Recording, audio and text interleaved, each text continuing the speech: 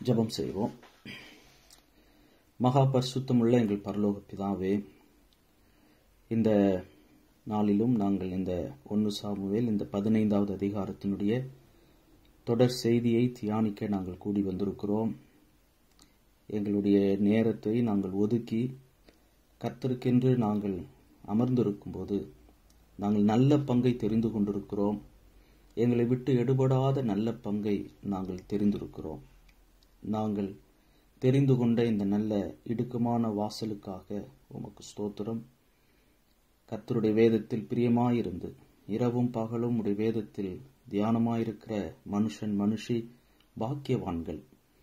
ஆண்டவரே, நீர் கொடுக்கிற இந்த பாக்கியமான இந்த நேரங்களுக்காக உமக்கு ஸ்தோத்திரம்.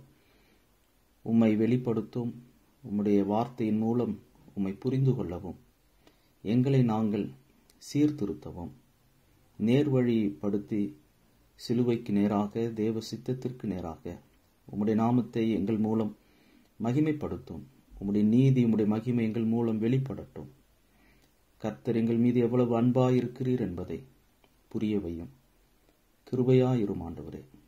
உம்முடைய ஆவியின் சிந்தைக்கு, உம்முடைய ஆவியானவருக்கு என்னையும் எங்களையும் ஒப்புவிக்கிறோம், அர்ப்பணிக்கிறோம்.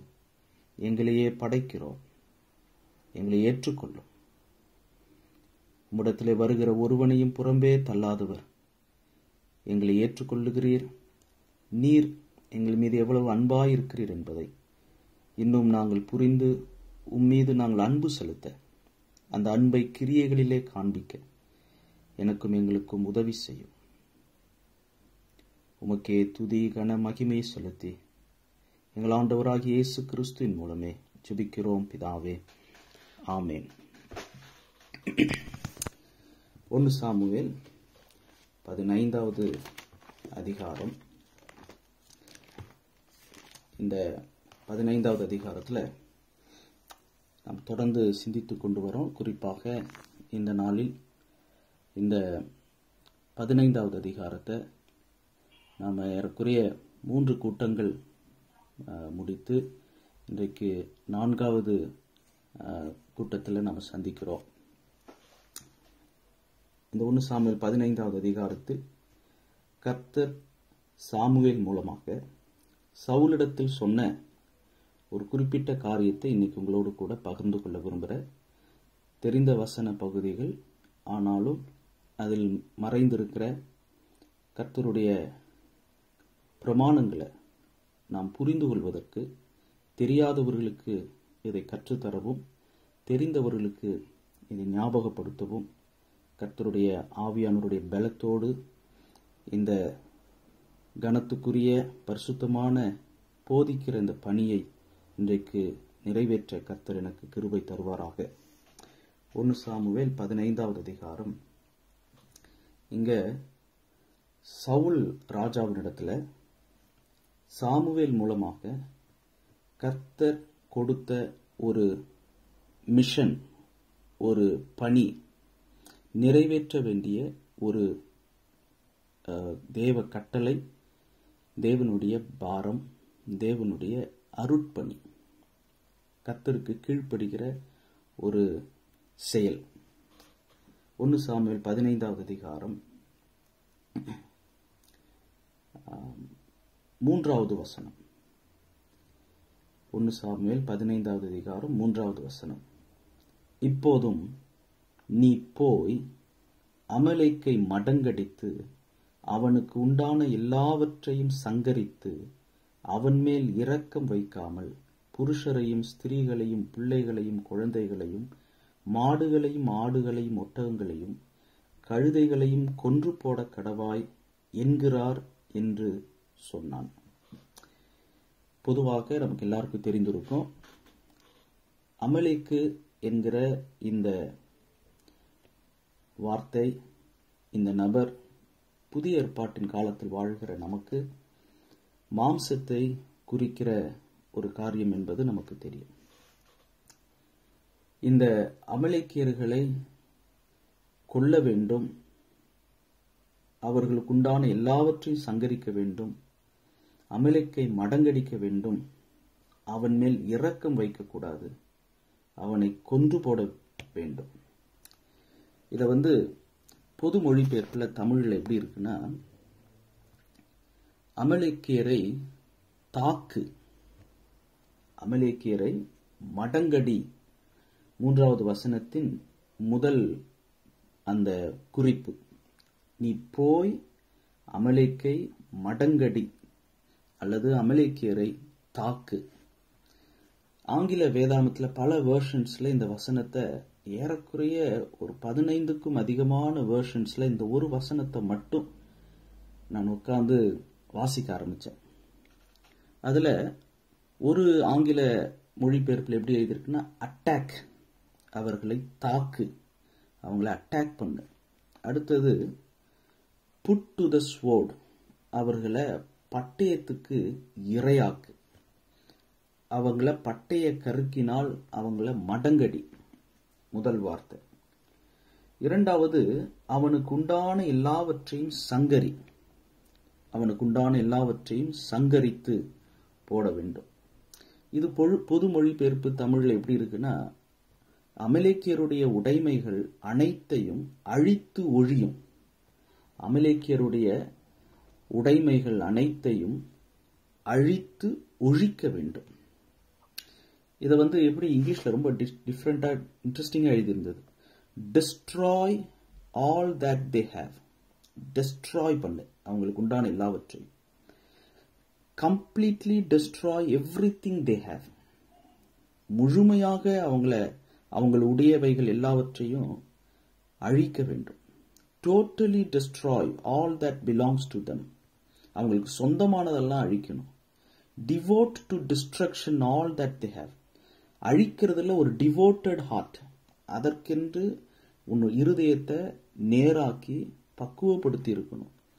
Pudding to the curse all they have, அவங்களுடையதை எல்லாவற்றையும் சபிக்க வேண்டும். இது ரொம்ப, அந்த டிரான்ஸ்லேஷன் ரொம்ப வித்தியாசமா இருந்தது. அதாவது பிபிஇ டிரான்ஸ்லேஷன் சொல்லுவாங்க, அதாவது பைபிள் இன்டு பேசிக் இங்கிலீஷ். அந்த மொழிபெயர்ப்பில் எப்படி இருக்குன்னா, பேசிக் இங்கிலீஷ் மொழிபெயர்ப்பில் அவங்களுடையவைகளை சபிக்க வேண்டும் அல்லது அது சாபத்திற்கு ஈடானது என்று நாம வாசிக்கிறோம். லிவிங் டிரான்ஸ்லேஷன் எப்படி இருக்குன்னா, the Lord sent you on a mission. 3வது வசனத்தின் கடைசி அந்த வரியில வாசிக்கிறோம். 3வது வசனம், இப்போதும் நீ போய் அப்படின்னு வாசிக்கிறோம், நீ போக வேண்டும். அதை நம்ம 18வது வசனத்திலேயே திரும்ப வாசிக்கிறோம். 1 சாமுவேல் 15:18, நீ போய் அமலேக்கியராகிய அந்த பாவிகளை சங்கரித்து அவர்களை நிர்மூலமாக்கி தீரும் மட்டும் அவர்களோடு யுத்தம் பண்ணு என்று சொல்லி உம்மை அந்த வழியாய் அனுப்பினார். வேதத்தில் எங்கெங்கெல்லாம் அனுப்பப்படுகிறவர்கள், தேவனால் அனுப்பப்படுகிறவர்கள், அதாவது ஆபிரகாம் கானானுக்கு அனுப்பப்பட்டாலும் சரி, மோசே எகிப்துக்கு அனுப்பப்பட்டாலும் சரி, யோசேப்பு அங்க அவர் விற்கப்பட்டு அவர் எகிப்துக்கு கொண்டு போகப்பட்டாலும் சரி, எங்கு யார ஆண்டவர் அனுப்பினாலும், அது ஒருவேளை ஒரு அழைப்பு கொடுத்து மோசேவை அனுப்பினது போல, ஆபிரகாமை அனுப்பினது போல இருந்தாலும், ஸ்பெசிபிக்கா யோசேப்பை கர்த்தர் நான் உன்னை எகிப்துக்கு அனுப்புகிறேன் அப்படின்லாம் சொல்லல. ஹியூமன் டிராபிகிங் சொல்லுவாங்க, மனுஷனை விற்பது. சகோதரர்களே யோசேப்பை வித்தாங்க. ஒரு கொடுமையான செயல் நடந்தது. அது ஆண்டவர் எந்த காட்சியும் கொடுக்கல யோசேப்புக்கு. ஆரம்பத்துல ஒரு கனவு கொடுத்தாரே ஒழிய வேற எந்த ஒரு தரிசனம் கொடுக்கல, அழைப்பு கொடுக்கல. உன்னை நான் எகிப்துக்கு அனுப்புறேன், அங்க போனோன்னு உனக்கு இப்படி பிரச்சனைகள் வரும், உன்னுடைய சகோதரர்களே விற்பாங்க, எதுவும் பயப்படாத, சிரிச்ச முகமா டாட்டா சொல்லிட்டு போ. அங்க போனோன்னு அங்க அந்த போத்திபாருடைய மனைவி உங்ககிட்ட இப்படி தவறா நடந்து கொள்வாள், அதுக்கும் தப்பிச்சுக்கிட்டினா உனக்கு நான் பதவி பிரமாணம் கொடுத்து உன்னை அரசருக்கும் அதிகாரியாக உன்னை மாற்றுவேன், அது மூலமா உன் குடும்பத்தை காப்பாற்றுவேன்லாம் சொல்லியிருந்தாருன்னா யோசேப்புக்கு ரொம்ப சுலபமா இருந்திருக்கும். ஆனா ஆண்டவர் எதுவுமே சொல்லாம அவருடைய வழிகளை அவர் எதுவுமே சொல்லிக்கல. யோசேப்பு கிட்ட அமைதியா இருக்கிறார், யோசேப்பை உருவாக்குறார். அந்த உருவாக்குனதுக்கு பிற்பாடுதான் கடைசியில யோசேப்பு தன்னுடைய மகனுக்கு நினைக்கிற மனாசேன்னு பேர் வைக்கிறார்.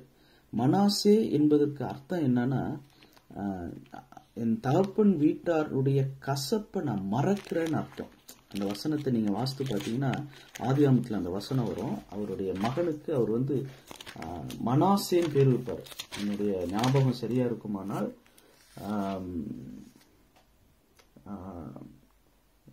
யோசேப்பு தன் மகனுக்கு ஆதியாகமம் 50லயும் வருது. பட் அதுல ஒரு வசனம் வரும். அவர் ஏன் மனாசேன்னு பேர் வைப்பாருன்னா, என் தகப்பன் எனக்கு வீட்டில் எனக்கு உண்டான அந்த துரோக செயலை நான் மறக்கும்படிக்கு மகனுக்கு நான் மனாசேன்னு பேர் வைக்கிறேன்னு சொல்லி அவருக்கு பேர் வைப்பார். ஸோ ஒரு தீமையை, ஒரு பாவத்தை மன்னிப்பது ஒரு பக்கம் இருந்தாலும் மறப்பது என்பது வேற ஒரு காரியம். ஸோ எங்கெல்லாம் கர்த்தர் ஒரு காரியத்துக்காக ஒரு சிலரை அனுப்புகிறாரோ, புதிய ஏற்பாட்டின் காலத்துல இயேசு கிறிஸ்து சீடர்கள் அனுப்புறாரு. பவுலையும் பர்னபாவையும் நான் அழைத்த ஊழியத்திற்கு பிரித்து விடுங்கள் சொல்லி பரிசுத்த ஆவியானவர் அங்க மூப்பர்களிடத்துல அந்தியோக்கியா திருச்சபையில் திருவுளம் பற்றுகிறார், அனுப்புகிறார். ஸோ எங்கெல்லாம் அனுப்பப்படுகிறார்களோ அது ஒரு மிஷினரி பயணம். நினிவேக்கு யோனாவை ஆண்டவர் அழைத்து அனுப்பினார்.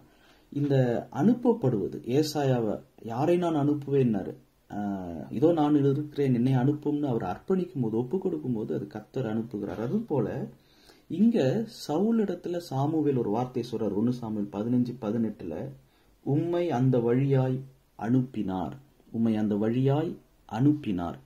ஸோ இது ஒரு மிஷன். அனுப்பப்படுகிறவர்கள் மிஷினரிகள், அனுப்பப்பட்டவர்கள் போய் செய்கிற பணி அது ஒரு மிஷன். அதுதான் லிவிங் டிரான்ஸ்லேஷன்ல ரொம்ப அழகா எழுதியிருக்கிறாங்க. சாமுவேல் சவுலிடத்துல சொன்ன வார்த்தை, The Lord sent you on a mission and told you, go and completely destroy the sinners, the Amalekites, until they are all dead. அவங்க எல்லாரும் நிர்மூலமாக்கி, அவர்கள் எல்லாரையும் நிர்மூலமாக்கி தீரும் மட்டும், அவங்க எல்லாரும் சாகிற வரைக்கும் அவங்கள முற்றிலும் அழிக்கணும். அந்த பாவிகளை அவர்களோடு யுத்தம் பண்ணு, அவர்களை நிர்மூலமாக்கி தீரும் மட்டும் அவர்களோடு யுத்தம் பண்ணு. திரும்ப அந்த BBE பேசிக் இங்கிலீஷ் டிரான்ஸ்லேஷன் எப்படி எழுதியிருக்குன்னா, go and put to the curse those sinners, fighting against them till everyone is dead. ஒவ்வொருத்தவங்களும் சாகுற வரைக்கும், கடைசி நபர் சாகுற வரைக்கும் யுத்தம் பண்ணு, fight against them அப்படின்னு நம்ம வாசிக்கிறோம். இந்த அமலேக்கியர்கள் மாம்சத்தை பிரதிபலிக்கிறாங்க. இந்த வரலாற்றை நம்ம சிந்திக்கும் போது, படிக்கும் போது நம்முடைய வாழ்க்கையோடு நம்ம ஒப்பிட்டு பார்த்துக்கிட்டே இருக்கணும். அதுதான் அந்த பெரோயா பட்டணத்தார் செய்தது. வேத வாக்கியங்களை ஆராய்வதனால் அவங்க they became noble people, அவங்களுக்கு நற்குணசாலிகளாய் மாறினார்கள். நம்முடைய குணத்தை மாத்தாம வெறும் பைபிள் நாலேஜ் மட்டும் நம்ம மூளை அறிவில் பெருக்கிக் கொள்வது அது நமக்கு ஆசீர்வாதமா இருக்காது. அது வெறுமனே நம்மளை ஒரு மூளை அறிவை மட்டும் பெருக்கிடும். ஸோ அது நமக்கு கூடாது. ஸோ இந்த அமலேக்கியர்களை அழிக்கணும், முற்றிலும் அழிக்கணும், அவர்களை நிர்மூலமாக்கி தீரு மட்டும் அவர்களோடு யுத்தம் பண்ணு என்று சொல்லி அவர் அந்த வழியாய் கர்த்தர் சவுலை அனுப்பினார் என்று சாமுவேல் சொல்றார். நம்மையும் கூட கர்த்தர் நம்மை அனுப்புகிறார். எங்க அனுப்புறாருன்னா, யுத்தம் பண்ணுவதற்கு.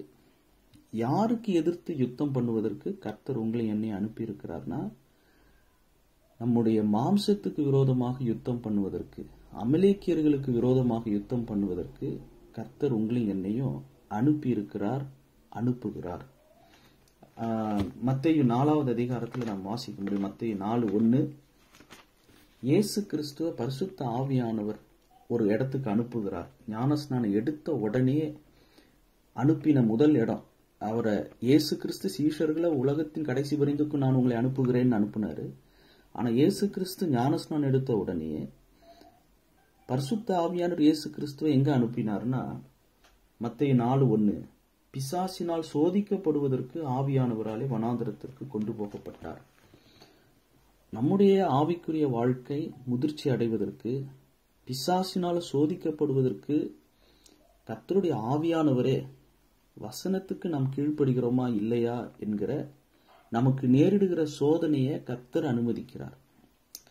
அத பிசாசு அனுமதி கேட்டு யோபுவை தொட்டது போல கர்த்தர் சில நேரங்களில் கொஞ்சம் அங்கங்க கொஞ்சம் வேலிகளை அங்க திறந்து விலக்கி விடுறார். ஏன்னா நம்முடைய பலத்திற்கு தக்கதாக, நம்முடைய விசுவாச அளவுக்கு தக்கதாக நாம் தப்பித்து கொள்ளும்படியான போக்கையும் உண்டாக்குகிறார், தாங்கிக் கொள்ளக்கூடிய கிருபையும் தருகிறார், பிசாசு தொடக்கூடிய அனுமதியையும் கொடுக்கிறார். இது எல்லாமே நம்முடைய நன்மைக்கு ஏதுவாக நடக்கிறது. நாம் விசுவாசத்தில் பலப்படணும், நாம் ஆவியில் வளர வேண்டும். நமக்கு விரோதமாக இருக்கிற எதிரியாகிய அமலேக்கியர்களுக்கு நிஜமாக நிழலாட்டமான அமலேக்கியர்கள் யாரு? நம்முடைய மாம்சம்தான். இந்த மாம்சத்தோடு யுத்தம் பண்ணும்படி நம்மை அனுப்பின தேவன், அனுப்புகிற தேவன் நம்மள ஒரு மிஷனுக்காக அனுப்புகிறார். மிஷன்னா உடனே வெளியே போய் செய்கிற மிஷன் மட்டும் இல்ல, நமக்குள் செய்யப்பட வேண்டிய அந்த மிஷன். முதல் மிஷனரி நாம் எங்கன்னா நமக்குள்ளதான் நம்ம மிஷனரி. எனக்கு எதிரி நான் தான். எனக்கு எதிரி வெளியே இல்லை. பிசாசு ஒரு பக்கம் எதிரியா இருக்கிறான், உலகம் ஒரு பக்கம் எதிரியா இருக்கு. எனக்கு எதிரி நான் தான். என் எதிரியாகிய இந்த மாம்சத்தை நான் நண்பனாக்கும் போது நான் பிசாசுக்கு எதிரி, உலகத்துக்கு எதிரி மட்டும் இல்ல, நான் தேவனுக்கு எதிரியா மாறிடுறேன். அதாவது நான் மாம்ச சிந்தைக்கு நான் இணங்கி போகும்போது, மாம்ச சிந்தை தேவனுக்கு விரோதமான பகை. மாம்சத்துக்கு இணங்கி போகிறவங்க உலக சிநேகத்துக்குள்ளேயும் போயிடுவாங்க. உலக சிநேகம் தேவனுக்கு விரோதமான பகையாகவும் மாறிடுது. அப்போ உலகத்துக்கு இணங்கி போகிறவங்க பிசாசுக்கும் அவங்க பிசாசு கீழ்ப்படுகிறவர்களா மாறிடுறாங்க. ஆகாயத்து பிரபுவாகிய பிசாசுக்கு நம்ம அவனுடைய இச்சையின்படி செய்ய அவனால் பிடிப்பட்டவர்களாக மாறி போய்விடுவோம். எபேசியர் நிருபத்தில் அதை வாசிக்கிறோம். எபேசியர் 2வது அதிகாரம் 2வது வசனம், கீழ்ப்படியாமின் பிள்ளைகளிடத்தில் இப்பொழுது கிரியை செய்கிற ஆகாயத்து அதிகார பிரபுவாகிய ஆவிக்கேற்றபடியாகவும் நடக்க ஆரம்பிச்சிருவோம். ஒரு காலத்தில் நடந்தோம், ஆனா பிசாசுக்கு அவனுடைய ஆவிக்கேற்றபடி, அவனுடைய சிந்தைக்கு ஏற்றபடி நம்ம நடக்க ஆரம்பிச்சிருவோம். எப்போ? உலக சிநேகம் வரும்போது. உலக சிநேகம் எப்படி வருது? மாம்சமும் மனசும் விரும்பினவைகளை செய்யும் போது. மாம்ச சிந்தை இருந்தா அது தேவனுக்கு விரோதமான பகை. அப்ப நம்மள கடவுளுக்கே எதிரியாக மாற்ற வலிமை வாய்ந்த ஒரு எதிரி, ஒரு சக்தி எது? நம்முடைய மாம்சம்தான். அதை தான் நாம உண்மையிலே நம்ம உணரணும். பேசிட்டு இருக்கிற நானோ, கேட்டுட்டு இருக்கிற நாமோ, நமக்கு எதிரியாக நம்முடைய ஆவிக்குரிய வாழ்க்கைக்கு, தேவனுக்கு பிரியமானவர்களாக வாழ விடாதபடிக்கு தடையாயிருக்கிற அமலேக்கியன் யாரு? என்னுடைய மாம்சம், உங்களுடைய மாம்சம், நம்முடைய மாம்ச சிந்தை. இதை இங்கிலீஷ்ல கார்னல் மைண்ட்னு சொல்றாங்க, சின்ஃபுல் நேச்சர்னு சொல்றாங்க, மைண்ட் ஆஃப் த ஃபிளஷ் அல்லது mind set of the flesh அல்லது mind governed by the flesh. தமிழ்ல சொல்லணும்னா ஜென்ம சுபாவம் உள்ள மனுஷன் அல்லது பாவ சுபாவம் கொண்ட மனிதன் அல்லது மாம்ச சிந்தை அல்லது மாம்சத்தின் மீது அமைந்த மனம், மாம்சத்தின் மீது அமைந்த மனம், mind that is set on the flesh அல்லது mind governed by the flesh. மாம்சம் ஆளுகை செய்கிற மனம், சுயம் ஆளுகிற சிந்தை.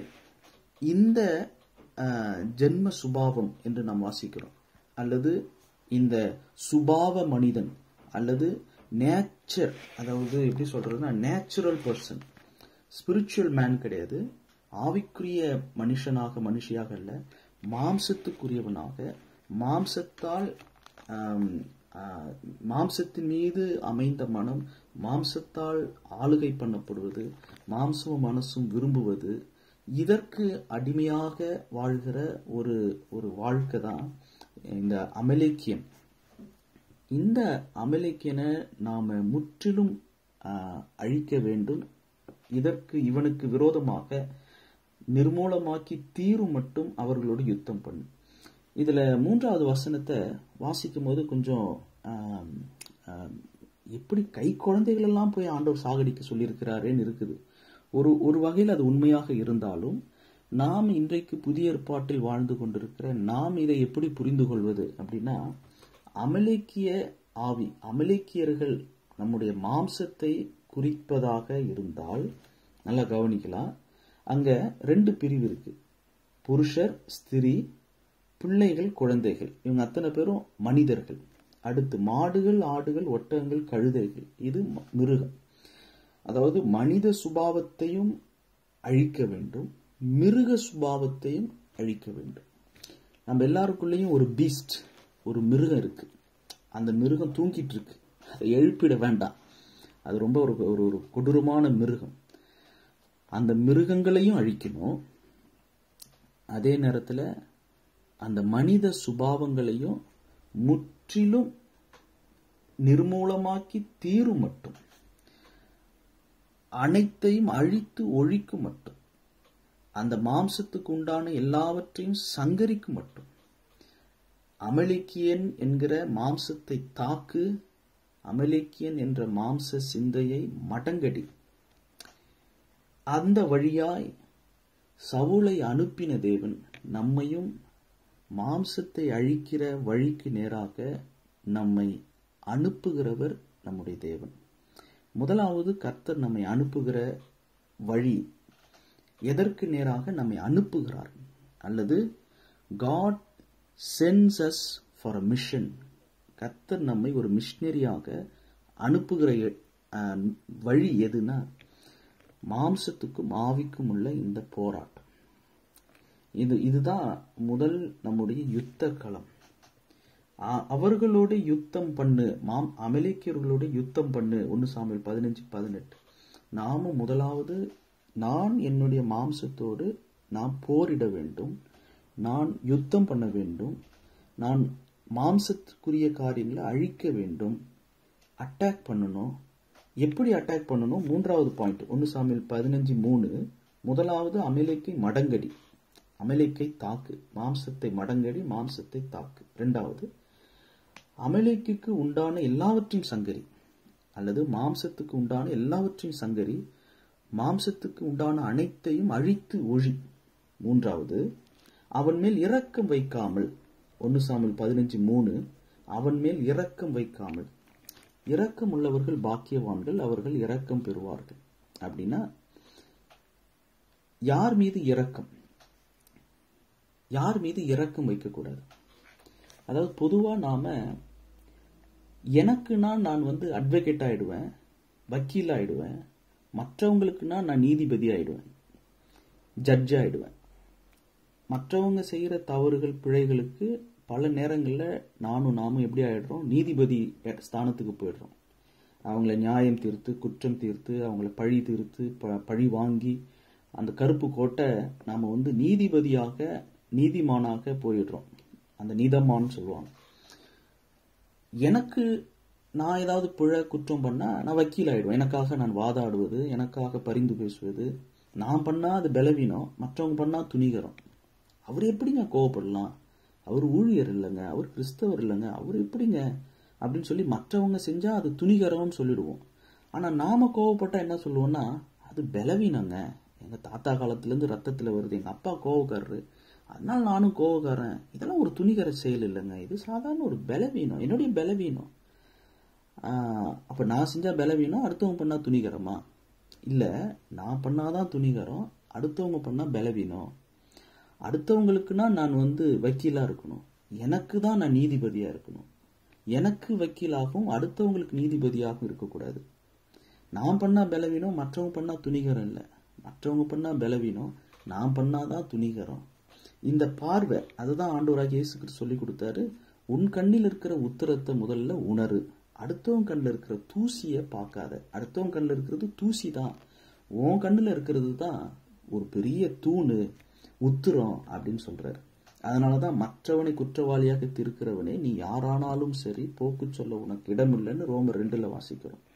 ஸோ இந்த என்னை நானே நியாயம் தீர்த்து, எனக்குள்ள இருக்கிற எதிரியாகிய என் மாம்சம், இந்த மாம்சத்தின் கிரியைகள், இந்த மாம்சத்தினுடைய உடைமைகள், மாம்சத்துக்குண்டான எல்லாவற்றையும், மாம்சத்தின் கிரியைகள் அத்தனையும் மடங்கடித்து, தாக்கி, சங்கரித்து, அழித்து, ஒழித்து, நிர்மூலமாக்கி தீரும் மட்டும் என் மாம்சத்தோட, அமலேக்கியனை பிரதிபலிக்கிற என் மாம்சத்தோட, நம் ஒவ்வொருவருக்கும் கொடுக்கப்பட்டிருக்கிற இந்த உடல், இந்த உடல் பசி, இந்த மாம்ச பசியை யுத்தம் பண்ணி, அந்த யுத்தம் பண்ணுகிற வழியாகத்தான் கர்த்தர் உங்களை என்னையும் மிஷினரியாக அனுப்பினார். 1 சாமுவேல் 15:18. மூணாவது, அமலேக்கின் மேல் இரக்கம் வைக்காமல் அல்லது அவர்கள் மீது இரக்கம் காட்டாமல். அப்போ இரக்கம் உள்ளவர்கள் பாக்கியவான்கள், அவர்கள் இரக்கம் பெறுவார்கள்னா என் மாம்சத்து மேல இரக்கம் காட்டுவதுன்னு அர்த்தம் கிடையாது. என் மீது நான் இரக்கம் காட்டக்கூடாது, என்னிடத்துல நான் ஸ்ட்ரிக்டா இருக்கணும். என் பிள்ளைங்களை அப்படியே கொஞ்சி குழாவிக்கிட்டு இருந்துட்டு அடுத்தவங்க பிள்ளைகிட்ட கண்டிப்பாக ஸ்ட்ரிக்டா, ஆறாத நேரத்துல உங்க பிள்ளை எப்படி இங்கெங்கேயும் ஓடலாம், செய்தி கொடுக்கற நேரத்துல எப்படி இங்கெங்கேயும் ஓடலாம், உடனே அம்மாக்களை தான் பார்த்து முறைக்கிறது. ஏன் அப்பாவை பார்த்து திட்ட மாட்டாங்க. ஒரு அம்மா அவங்க எப்படி குழந்தைய பார்த்துக்காம இருக்கிறாங்க அப்படின்வாங்க. ஆனா அப்பா பாட்டு அமைதியா உட்காந்துட்டு இருப்பாரு. ஸோ அடுத்தவங்க பிள்ளைங்கன்னா ஸ்ட்ரிக்ட். தான் பிள்ளை அங்க நடந்தானா அவர் ஊழியருடைய பிள்ளைங்க, அவரு இங்கே எங்கேயும் ஓடுவாரு. அவர் இங்கே விளையாண்டுருக்காரு. இந்திரா காந்தி, நேரு, இந்திரா காந்தி, ராஜீவ் காந்தியோடைய அவர் ராகுல் காந்திங்க. அவங்க தாத்தா காலத்துல இருந்து அவங்க அரசியல்ல இருக்கிற குடும்பங்க. அவரு ஊழியக்கார பிள்ளை இங்கே எங்கேயும் ஓடலாம், ஆனா விசுவாசியோட பிள்ளை இங்கே எங்கேயும் ஓடக்கூடாது. இதெல்லாம் பல இடங்கள்ல நடக்கிறத நான் சொல்றேன். ஸோ அந்த மாதிரி தன்னிடத்துலனா நம்ம ஸ்ட்ரிக்டா இருக்கணும், மற்றவங்ககிட்ட நம்ம இரக்கமா இருக்கணும். அமலேக்கியன் மேல இரக்கம் வைக்காத. No pity on him without mercy. கொஞ்சம் கூட இரக்கம் காட்டாத. பிட்டினஸ் வேண்டாம், அவன் மேல இரக்கம் வைக்காத. அல்லது அதான் இயேசு சொன்னாரு, ஒருவன் என்னை பின்பற்றி வர விரும்பினால் அவன் தன்னைத்தான் வெறுக்கணும். தன்னைத்தான் வெறுக்க சொல்லி சொன்ன அதே வேதம் தான் உன்னிடத்தில் நீ அன்பு கூறுன்னு சொல்லுது.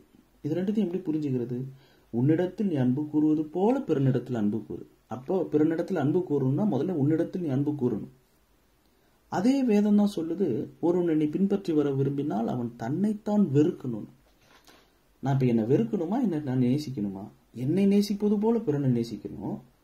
ஆனா என்ன வெறுக்க வேண்டிய இடத்துல நான் என்ன வெறுக்கணும். இதை எப்படி புரிந்து கொள்வதுன்னா ரொம்ப சிம்பிள். என்னை வெறுக்க வேண்டிய இடத்துல என்ன நேசிச்சிடக்கூடாது, என்னை நேசிக்க வேண்டிய இடத்துல என்ன வெறுத்துடக்கூடாது. இப்ப உதாரணத்துக்கு நான் குளிக்கணும், நான் அழுக்கா இருக்கிறேன், சுத்தமாகணும். இப்ப நான் என்ன நேசிச்சாதான் நான் குளிப்பேன். நான் நீராடணும், அந்த இடத்துல என்ன வெறுத்துட்டு நான் குளிக்க மாட்டேன், நான் சோப் போட மாட்டேன், ஷாம்பு போட மாட்டேன், பல்லு விளக்க மாட்டேன், நான் உடுத்த மாட்டேன், நான் எனக்கு மருந்து எடுக்கணும், அல்லது நான் வேலைக்கு வேலை ஒழுங்கா சாப்பிடணும், நேரத்துக்கு தூங்கணும். இதெல்லாம் என்னை நான் பேணுவது. ஒருவன் இந்த சரீரத்தை கெடுத்தால் தேவன் அவனை கெடுப்பார்னு போட்டிருக்கு. அப்போ நான் என்ன கெடுக்காதபடிக்கு நான் என்னிடத்துல அன்பு கூற வேண்டிய அளவு இருக்குது.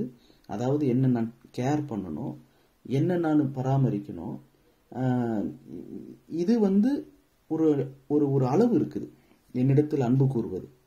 என்னிடத்தில் அன்பு கூறுவது போல பிறனிடத்தில் அன்பு கூறணும். என்னை நேசிக்கிற இடத்துல என்னை வெறுத்துடக்கூடாது, ரொம்ப எக்ஸ்ட்ரீமா போயிடக்கூடாது, ரொம்ப கரை ஒதுங்கிடக்கூடாது. அதே நேரத்தில் என்னை வெறுக்க வேண்டிய இடத்துல என்னை நேசிச்சிடக்கூடாது. இந்த பிரதர் தாங்க, இந்த சிஸ்டர் தாங்க, இவங்களால தான் நாங்கள் ரட்சிக்கப்பட்டோம்னு இன்னொருத்தவங்க சொன்னாங்கன்னா அந்த இடத்துல நான் என்ன நேசிச்சிடக்கூடாது, என்ன வெறுக்கணும். நான் இல்லைங்க, கர்த்தருடைய கிருபை, கர்த்தர் செய்தார். இந்த சர்வாங்க சுகம் எப்படி வந்தது? எங்களுடைய சுய சக்தியோ சுய பக்தியோ இல்லை, கர்த்தருடைய நாமம்தான், விசுவாசம்தான் இந்த சர்வாங்க சுகத்தை இவனுக்கு கொடுத்ததுன்னு பேதுரும் யோவானும் சொன்னாங்க. பவுலும் பர்னபாவும் சட்டையை கிழிச்சுக்கிட்டாங்க. அவங்களுக்கு மாலையை போட்டு எல்லாரும் தூக்கி கொண்டாடும் போது அவங்க சட்டையை கிழிச்சுக்கிட்டாங்க. ஏன் இப்படி பண்றீங்க, நாங்களும் உங்களை போல பாடுள்ள மனுஷர் தானேன்னு சொன்னாங்க. ஸோ எங்க வெறுக்கணுமோ அங்க நேசிச்சிடக்கூடாது, எங்க நேசிக்கணுமோ அங்க வெறுத்துடக்கூடாது. ஸோ என் மீது என்னுடைய ஆவிக்குரிய வாழ்க்கைக்கு என் மாம்சம் தடையா இருக்குதுன்னா என் மாம்சத்துக்கு நான் இரக்கமே காட்டக்கூடாது. இரக்கம் வைக்காமல் என்ன செய்யணும்? மனித சுபாவமானாலும் மிருக சுபாவமானாலும் அதை அழித்து ஒழிப்பதற்கு யுத்தம் பண்ண வேண்டும். அடுத்து அதே 1 சாமுவேல் 15:3 கடைசி வரி, கொன்று போட கடவாய், அனைத்தையும் கொன்றுவிடும். Slay both, kill both, put them to death. சாகடி. மாம்சத்தின் கிரியைகளை அழித்தால் ஆவியின் கிரியைகளை செய்ய முடியும். அப்போ இங்க நான் ஒரு கொலைகாரனாக காட்சியளிக்கிறேன். என்னன்னா என் மாம்சத்தின் கிரியைகளை நான் அழிக்கணும், எனக்குள்ள இருக்கிற அமலேக்கியனை நான் கொலை பண்ணணும். இது ரொம்ப இதை பேசுறதுக்கும் கேட்கறதுக்கும் ரொம்ப இன்ட்ரெஸ்டிங்காக இருக்கும். ஆனால் உண்மையிலேயே இது ரொம்ப ஒரு ஸ்ட்ரகிளான ஒரு ஒரு ஒரு ஒரு போராட்டம். அதனால தான் இது ஒரு யுத்தம். ஸோ இந்த யுத்தத்தில் இங்கே குழந்தைகளையும் பிள்ளைகளையும் புருஷரையும் ஸ்திரியையும் சாகடிக்க சொல்லியிருக்காரு. இது எப்படி புரிந்து கொள்றதுன்னா, குழந்தை பருவத்திலேயே அந்த மாம்சத்தின் கிரியை சாகடி. அங்க சாகடிக்கலையா, வளர்ந்துருச்சா, பிள்ளை பருவம் வாலிப பருவத்தில் இருக்க, அங்க சாகடி. அல்லது புருஷரை போல ஸ்திரியை போல வளர்ந்து இருக்கிற முதிர்ந்து இருக்கிற அந்த அமலேக்கியன் என்கிற மாம்சத்தின் கிரியைகள் இல்லைங்க, ரொம்ப நாளா இந்த என்னால் விட முடியலன்றத அவனை மடங்கடி, தாக்கு, மாம்சத்துக்கு உண்டான எல்லாவற்றையும் சங்கரி, அழித்து ஒழி, மாம்சத்தின் மேல இறக்கம் வைக்காத, மாம்சத்தின் கிரியைகளை கொன்று போடு. சவுலுக்கு கர்த்தர் கொடுத்த கட்டளை அமலேக்கியனை கொல்ல வேண்டும். அந்த அமலேக்கியர்கள் மாம்சத்தை பிரதிபலிப்பது உண்மையானால், நானும் நீங்களும் இந்த அமலேக்கியர்களை சவுல் என்ன செஞ்சிருக்கணுமோ அப்படிதான் நீங்களும் நானும் மாம்சத்தின் கிரியைகளை செய்ய வேண்டும். சவுல் என்ன செஞ்சாரு? 9வது வசனம் 1 சாமுவேல் 15:9. முதல் தரமானவைகள் எல்லாம், இரண்டாம் தரமானவைகள் எல்லாம், நலமான எல்லாவற்றையும் அழித்து போடவில்லை. இப்ப மாம்சத்தின் பலத்தை பலவீனப்படுத்தாம ஆவிக்குரிய பலவீனங்களை பலப்படுத்த முடியாது. திரும்ப சொல்றேன், மாம்சத்தின் பலன்களை பலவீனப்படுத்தாம ஆவிக்குரிய பலவீனங்களை பலப்படுத்த முடியாது. நாம் எதை பலப்படுத்த, எதை பலவீனப்படுத்த போகிறோம்? அதுக்குதான் உபவாசம் என்கிற அந்த பட்டினி போடுதல். அதாவது பட்டினியா இருக்கிறது உபவாசம் இல்லை, அதாவது சாப்பிடாமல் இருப்பது உபவாசம் இல்லை. அது டயட் அல்லது அது ஒரு உண்ணாவிரதம். வெறும் சாப்பிடாம இருக்கிறது மட்டும் கிடையாது. சாப்பிடாம பைபிள் படிப்பது, சாப்பிடாமல் இருந்து ஜெபிப்பது, சாப்பாட்டை ஒதுக்கிவிட்டு, உடலுக்கு தேவையான உணவை ஒதுக்கிவிட்டு ஆத்துமாவுக்கு தேவையான உணவை அந்த நேரங்களில் எடுத்துக்கொள்ளணும். இயேசு கிறிஸ்து 40 நாள் அவர் உபவாசித்தார் அப்படின்னா சாப்பிடாம அவர் பாட்டு பசி மயக்கத்தில் அப்படியே தூங்கிக்கிட்டே இருந்தாருன்னு இல்லை. மனுஷன் அப்பத்தினாலே மாத்திரமல்ல, தேவனுடைய வாயிலிருந்து புறப்படுகிற ஒவ்வொரு வார்த்தையினாலும் பிழைப்பான் என்று கர்த்தருடைய வார்த்தையினால அவர் தன்னை போஷித்துக் கொண்டிருந்தார். ஸோ அதனாலதான் நம்ம இந்த உடலுக்கு கொடுக்க வேண்டிய உணவை தவிர்த்து ஆத்துமாவுக்கு தேவையான உணவை நாம் அருந்துகிறோம், பெற்றுக்கொள்ளுகிறோம். ரோமர் 8வது அதிகாரம் 7வது வசனத்துல வாசிக்கிறோம், நம்முடைய இக்காலத்து அமலேக்கியன், ஒவ்வொருத்தவங்களுக்கும் அந்த அமலேக்கிய ஆவி, அமலேக்கிய எதிரி, சத்துரு வித்தியாசப்படுறாங்க. நமக்கு கர்த்தர் அந்த வழியாக நம்மை அனுப்பும் போது, மாம்ச சிந்தையை அழிக்க நடத்தும் போது, ரோமர் 8:7 வாசிக்கிறோம், மாம்ச சிந்தை தேவனுக்கு விரோதமான பகை. அது தேவனுடைய நியாயப்பிரமாணத்துக்கு கீழ்ப்படியாமலும் கீழ்ப்படிய கூடாமலும் இருக்கிறது. நல்லா கவனிக்கலாம். அதாவது it is unable to submit to God's law, it cannot submit to God's law, and it does not submit to God's law. கர்த்தருடைய தேவனுடைய நியாயப்பிரமாணத்துக்கு நம்முடைய மாம்சம் கீழ்ப்படியாதது, அதே நேரத்தில் கீழ்ப்படிய கூடாதது. கீழ்ப்படியாமலும் இருக்கிறது, கீழ்ப்படிய கூடாமலும் இருக்கிறது. இதை 1 Corinthians 2:14 இன்னும் தெளிவா வாசிக்கிறோம். 1 Corinthians 2:14, மாம்ச சிந்தை என்கிற ஜென்ம சுபாவம். 1 Corinthians 2:14 அல்லது அமலேக்கியன், நம்முடைய அமலேக்கியன் ஜென்ம சுபாவமான மனுஷனோ தேவனுடைய ஆவிக்குரியவைகளை ஏற்றுக்கொள்ளான். First, it cannot accept natural person, carnal mind, people, mind of the flesh. என்ன செய்ய முடியல? it does not accept the things of the Spirit of God. தேவனுடைய ஆவிக்குரியவைகளை ஏற்றுக்கொள்ள முடியாது. அதே நேரத்தில் அவைகளை அறியவும் மாட்டான். அந்த வசனத்தின் கடைசி வார்த்தை, தேவனுடைய ஆவிக்குரியவைகளை ஏற்றுக்கொள்ளான், அவைகளை அறியவும் மாட்டான். ஒன்னு அக்செப்ட் பண்ணவும் முடியாது. At the same time, he is not able to understand them because they are spiritually discerned. அவைகள் எவைகள்? தேவனுடைய ஆவிக்குரியவைகள், ஆவிக்கேற்ற பிரகாரமாய் ஆராய்ந்து நிதானிக்கப்படுகிறவைகள் ஆனதால், ஜென்ம சுபாவமான மனுஷனோ தேவனுடைய ஆவிக்குரியவைகளை அறியவும் மாட்டான். அதை அறிந்து கொள்ளவும் எனக்கு கஷ்டமா இருக்குது. என்னுடைய மாம்சம் கர்த்தருடைய காரியங்களை அறிந்து கொள்ளவும் கஷ்டப்படுது, கர்த்தருடைய காரியங்களை ஏற்றுக்கொள்ளவும் கஷ்டப்படுது, கர்த்தருடைய வார்த்தைகளை கீழ்ப்படியாமலும் இருக்குது, கீழ்ப்படிய கூடாமலும் இருக்குது. திரும்பவும் சொல்றேன், இன்னைக்கு நீங்களும் நானும் 2023 சந்தித்து கொண்டிருக்கிற அமலேக்கியர்கள் நம்முடைய மாம்சம். நம்முடைய மாம்சத்தால தேவனுடைய ஆவிக்குரியவர்களை ஏற்றுக்கொள்ளவும் முடியல, நம்முடைய மாம்சத்தால தேவனுடைய ஆவிக்குரிய காரியங்களை அறிந்து கொள்ளவும் முடியல, நம்முடைய மாம்சத்தால கர்த்தருக்கு கீழ்ப்படியவும் முடியல, அதனால கீழ்ப்படிய கூடவும் முடியல. அதாவது unable to obey and it cannot obey. கீழ்ப்படியாமலும் இருக்கு, கீழ்ப்படிய கூடாமலும் இந்த நம்முடைய சுபாவம், மாம்ச சுபாவம் இருக்கு. ஏன் அப்படி இருக்கிறதுனால என்ன ஆகுது? ரோமர் 8:7 வாசிக்கிறோம், மாம்ச சிந்தை தேவனுக்கு விரோதமான பகை. அப்ப நானே என்னவாயிடுறேன்? ஐ எம் அகெயின்ஸ்ட் காட் அல்லது ஆப்போசிட் டு காட். தேவனுக்கு எதிரணியில நான் இருக்கிறேன். தேவனுக்கு எதிர்த்து நான் செயல்படுகிற இடத்துக்கு என்னையே இழுத்துட்டு போறது எது? என்னுடைய மாம்சம்தான். இந்த மாம்சத்தை முற்றிலும் அழிக்கும்படி குழந்தையையும் பிள்ளைகளையும், அதாவது சின்ன சிசுவாக குழந்தை பருவத்துல கோபம் இருந்தாலும் சரி, சின்ன சின்ன பலவீனங்கள் இருந்தாலும் சரி, அந்த வயசுலயே இருக்கிற அந்த சின்ன பருவத்தில் இருக்கிற மாம்ச சிந்தையும் அழிச்சிடு, வேரோட பிடுங்கிடுனா. இப்ப நம்ம பேசிட்டு இருக்கிறது தியோரிட்டிக்கல். நாமும் இதை புரிஞ்சுக்கணும்னா ரொம்ப கஷ்டம். ஏன்னா இதை ஏற்றுக்கொள்ளவும் மாட்டான் ஜென்ம சுபாவம் உள்ள மனுஷன். அவனுக்கு இதை அறியவும் மாட்டான், புரிஞ்சிக்கவும் முடியல. என் மாம்சத்தால இதை என்னால ஏத்துக்கவும் முடியல, கீழ்ப்படியவும் முடியல, கீழ்ப்படிய கூடல. என்னால எனக்கு ஏன்னா என்னுடைய மாம்சத்தினுடைய இச்சைகள், என் மாம்சத்தினுடைய ஆசைகள், மாம்சமும் மனசும் விரும்புகிறவைகள் அவ்வளவு என் ஆவிக்குரிய காரியத்துல நான் கடவுளை பிரியப்படுத்துகிறதுக்கு கூடாததா இருக்குது. 2 தீமோத்தேயு 3வது அதிகாரத்துல வாசிக்கிறோம். 2 தீமோத்தேயு 3வது அதிகாரம், 2 தீமோத்தேயு 3 முதல் வசனத்துல வாசிக்கிறோம், கடைசி நாட்களில் கொடிய காலங்கள் வரும் என்று அறிவாயாக. அதுல வசனங்கள் 4வது வசனம், 5வது வசனம், 2 தீமோத்தேயு 3:4-5.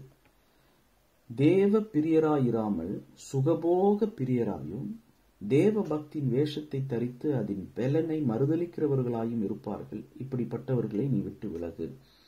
கடவுளை பிரியப்படுத்துவது நம்முடைய ஆவி, நம்முடைய மனசாட்சி கர்த்தர் தந்த தீபமா இருக்குது. அது நன்மையின் பக்கம்தான் நிற்கும், நியாயத்தின் பக்கம்தான் நிற்கும் மனசாட்சி. ஆனா என் மாம்சம், அது மாம்சத்தின் கிரியைகள் உலகத்தின் கிரியைகளின் பக்கம்தான் நிற்கும். அப்ப கடவுளை பிரியப்படுத்துறதுக்கு எதிரியா இருப்பது என்னுடைய சுகபோக பிரியங்கள் அல்லது என்னுடைய pleasures. Lovers of pleasures then lovers of God. கடவுளை நேசிப்பவர்களாக, கடவுளுடையவைகளை விரும்புகிறவர்களாக இருக்கிறோமா, அல்லது மாம்சத்தை நேசிக்கிறவர்களாகவும் மாம்சத்தின் விருப்பங்கள் சுகபோக பிரியங்களை நேசிக்கிறவர்களாக இருக்கிறோமா? இப்படி நாம் தேவனுக்கு சத்துருக்களாய் நாம் இருந்ததுனால ரோமர் 5வது அதிகாரம் 10வது வசனத்துல வாசிக்கிறோம். ரோமர் 5:10, நாம் தேவனுக்கு சத்துருக்களாய் இருக்கையில், அல்லது 6வது வசனம், நாம் பலனற்றவர்களாய் இருக்கும் போதே, அல்லது 8வது வசனம், நாம் பாவிகளாய் இருக்கையில். நாம் கடவுளுக்கு சத்துருவாக இருந்தோம். இன்னைக்கும் மாம்சத்தின்படி நம்ம நடக்கும்போது நாம் கடவுளுக்கு எதிரியா மாறிடுறோம். இந்த அமலேக்கியர்களை பிரதிபலிக்கிற என்னுடைய மாம்சம்தான் கடவுளுக்கு எதிரியாக என்னை மாற்றுகிறது. அதனால நான் பலனற்றவனா போயிடுறேன். அதனால நான் பாவியாக நான் வாழ ஆரம்பிச்சிடுறேன். அதனால நான் என்ன ஆயிடுறேன்? கொலோசியர் 1:21 நான் சபைக்கு போறேன், நான் பைபிள் தூக்குறேன், நான் ஜெபிக்கிறேன், நான் ஆராதிக்கிறேன். என் மாம்ச சிந்தைக்கு நான் இடம் கொடுக்க கொலோசியர் 1:21 வாசிக்கிறோம், முன்னே அந்நியனா இருந்தேன், ஆனா இப்பவும் நான் மாம்ச சிந்தையின்படி நடத்தப்படும் போது நான் அந்நியனா ஆயிடுறேன்.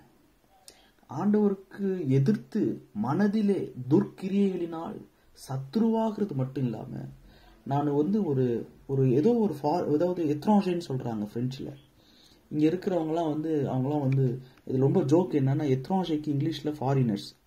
இந்தியாவில் இருக்கிற வெள்ளைக்காரங்கள ஃபாரினர்ஸ்னு பெருமையா சொல்லுவாங்க. ஆனா யூரோப்ல இருக்கிற வெளிநாட்டுக்காரவங்கள எத்ரான்ஜேன்னு சொல்லி மட்டமா சொல்லுவாங்க.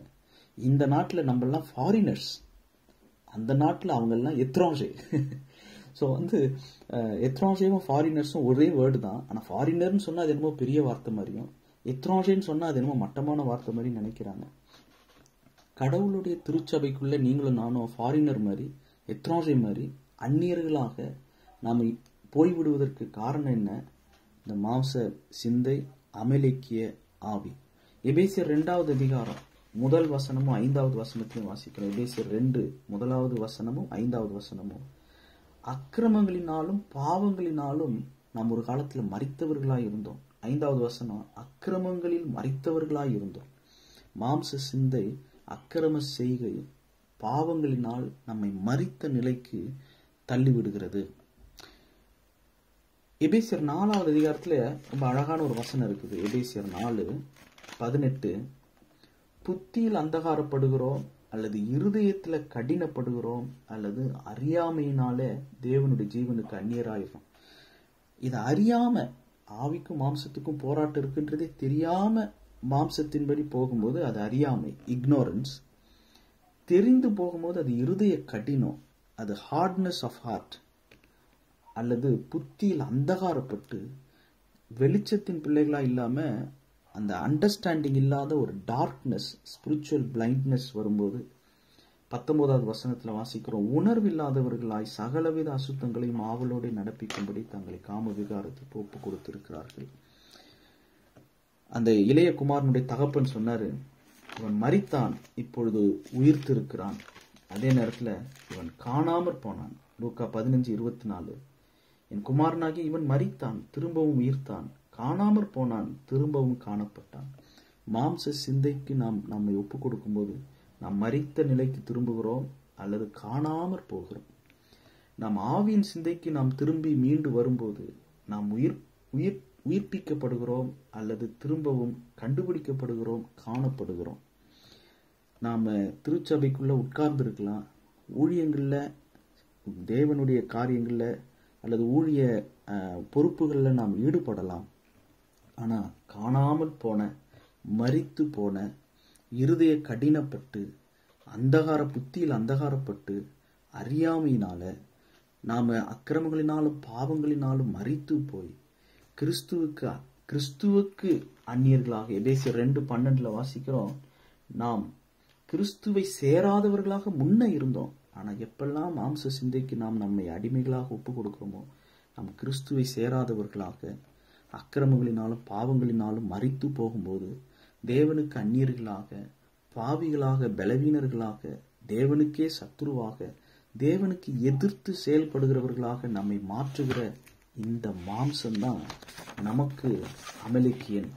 இந்த அமலேக்கியனை மடங்கடிப்போம், இந்த மாம்சத்தை தாக்குவோம், மாம்சத்துக்கு உண்டான எல்லாவற்றையும் சங்கரிப்போம், மாம்சத்தின் அனைத்து கிரியைகளையும் அழித்து ஒழிப்பதற்கு, மாம்சத்தின் மேல் இரக்கம் வைக்காமல் மாம்ச செய்கைய, மாம்சத்தின் கிரியைகளை கொன்று போடுவதற்கு, அது அனைத்தையும் கொன்று விடுவதற்கு ஆண்டவரிடத்துல பலன் கேட்டு, ஆண்டவரே சவுல் செய்ய தவறியதை நாங்கள் செய்யாம இருக்கணும், நீர் எங்களை இந்த வழியாய் அனுப்புகிறீர். 1 சாமுவேல் 15:18. இந்த மாம்ச கிரியைகளை சங்கரித்து மாம்ச கிரியைகளை நிர்மூலமாக்கி தீரும் மட்டும் அவர்களோட, இந்த மாம்சத்தின் கிரியைகளோடு யுத்தம் பண்ணுவதற்கு நீரே எங்களை இந்த வழியாய் அனுப்பியிருக்கிறீர்.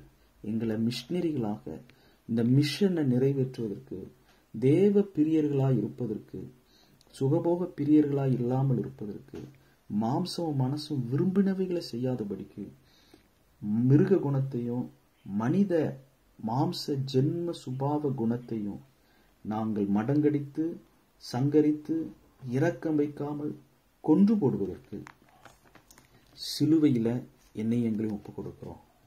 இதை செய்வதற்கு மாம்சம் எங்களுக்கு தடையா இருக்கிறது. மாம்ச சிந்தை தான் உமக்கு விரோதமான பகையாக இருக்கிறது. கீழ்ப்படியாமலும் கீழ்ப்படிய கூடாமலும் ஏற்றுக்கொள்ளாமலும் அறிந்து கொள்ளாமலும் என்னுடைய ஜென்ம சுபாவமே எனக்கு எதிர்த்து இருக்கிறது ஆண்டவரே. இதை செய்து முடிப்பதற்கு கீழ்ப்படிதலும் செவி கொடுத்தலும் எங்களுக்கு வேண்டும். ஏன்னா அதுதான் உத்தமம், அதுதான் மேன்மை. ஜெபம் செய்வோம். எங்களை மீட்டெடுத்த எங்கள் இரட்சகராகிய தேவகுமாரனாகிய இயேசு கிறிஸ்துவே, இயேசு கிறிஸ்துவின் நாமத்தினால் பிதாவே நாங்கள் உம்மிடத்தில் வருகிறோம். இயேசு கிறிஸ்துவின் ரத்தம் சகல பாவங்களை நீக்கி எங்களை சுத்திகரிக்குமே. இந்த ஜெப நேரத்தில் இந்த வார்த்தைகளை கேட்டுக்கொண்டிருக்கிறவர்களோடும் என்னோடும் உம்முடைய வார்த்தை தெளிவாய் பேசியது என்று நாங்கள் நம்புகிறோம், விசுவாசிக்கிறோம். நாங்கள் சந்திக்கிற அமலேக்கியர்கள் எங்களை சுற்றி எங்களுடைய சுபாவங்கள், எங்களுடைய கோபங்கள், பொறாமைகள், பழிவாங்குகிற எண்ணங்கள், எங்களுடைய பெருமைகள், எங்களுடைய அகம்பாவம், அகந்தை, வீண் புகழ்ச்சி போன்ற பொருளாசை, பண ஆசை, மாம்சத்தின் இச்சைகள், ஏராளம் ஏராளம் ஏராளம் அசுத்தங்கள், காம விகாரங்கள், தேவனுக்கு பிரியமில்லாத அக்கிரம கிரியைகள், துர்ச்சிந்தனைகள் எங்களுக்குள் எழும்புகிறது ஆண்டவரே. இந்த மாம்சத்தை அழிக்கும்படிக்கு நீர் சவுலை அமலேக்கியர்களை அழிக்கும்படி அனுப்பிய ஆண்டவர், எங்களையும் இந்த மாம்சத்தின் கிரியைகளை அழிக்கும்படிக்கு அனுப்புகிறவர் என்று நாங்கள் நம்புகிறோம், கற்றுக்கொள்ளுகிறோம். இந்த யுத்தத்தை நடப்பிக்க எங்களை பலப்படுத்தும். எங்களை போர் வீரர்களாக, கிறிஸ்துவின் சீஷர்களாக மாத்திரமல்ல, கிறிஸ்துவின் போர் சேவகர்களாக யுத்தத்தை நடப்பிக்க, ஆவிக்குரிய யுத்தத்தில் தேவனை அறிகிற அறிவுக்கு விரோதமாய் எழும்புகிற எல்லா மேட்டிமையையும், மாம்சத்தின் எண்ணங்களையும், எந்த எண்ணத்தையும் கிறிஸ்துவுக்கு சிறைப்பிடித்து கீழ்ப்படுத்துகிறதற்கு முற்றிலும் சங்கரித்து, முற்றிலும் மடங்கடித்து, தாக்கி ஆண்டவரே, மாம்சத்திற்கு உண்டான எல்லாவற்றையும் அழித்து ஒழிக்க, மாம்சத்தின் மீது இரக்கம் வைக்காமல் மாம்சத்தின் செய்கைகளை கொன்று போடுவதற்கு கர்த்தர் எங்களை உம்முடைய பலத்தால் இடைக்கட்டுவீராக, பலப்படுத்துவீராக. எங்களை பலப்படுத்துகிற கிறிஸ்து இயேசுவினால் எல்லாவற்றையும் செய்ய எங்களுக்கு பலனுண்டு. இதை நாங்கள் அறிக்கையிடுகிறோம். இதை நாங்கள் உம்முடைய பாதத்தில் என்னையும் எங்களையும் மீண்டும் பலிபீடத்தில் ஒப்புவிக்கிறோம், அர்ப்பணிக்கிறோம். உம்மால் அன்றி எங்களால் இதை செய்யக்கூடாது ஆண்டவரே. எங்கள் மீது இரக்கமாயிரும். இன்னும் எங்களுக்கு உம்முடைய சத்துவத்தை தாரும். உம்முடைய வேதம் சத்தியத்தை அறியும் போது சத்தியம் எங்களை விடுதலையாக்குகிறது. நீர் உம்முடைய பலத்தால் எங்களை இடைக்கட்டுகிறீர். இந்த ஆவிக்குரிய யுத்தத்தில் எங்கள் மாம்சத்தை ஜெயிக்க ஆவியானவர் எங்கள் ஆவியில் புது பலனை, உள்ளான மனுஷன் நாளுக்கு நாள் புதிதாக்கப்படுவதற்கு கிருபை செய்வீராக. ஒவ்வொரு நாளும் அணு தினமும் உம்மை பின்பற்றி வருவதற்கு எங்களை நாங்களே வெறுக்கவும், உம்மை பின்பற்றவும், எங்களுக்கு நியமிக்கப்பட்ட சிலுவை எடுத்துக்கொண்டு பின்பற்றவும் உதவி செய்யும். உம்முடைய வார்த்தையின்படியே எங்களுக்கு ஆக கடவது. எங்கள் ஆண்டவராகிய இயேசு கிறிஸ்துவின் மூலமே தாழ்மையோடு ஜெபிக்கிறோம், எங்கள் ஜீவனுள்ள பரலோக பிதாவே. ஆமென்.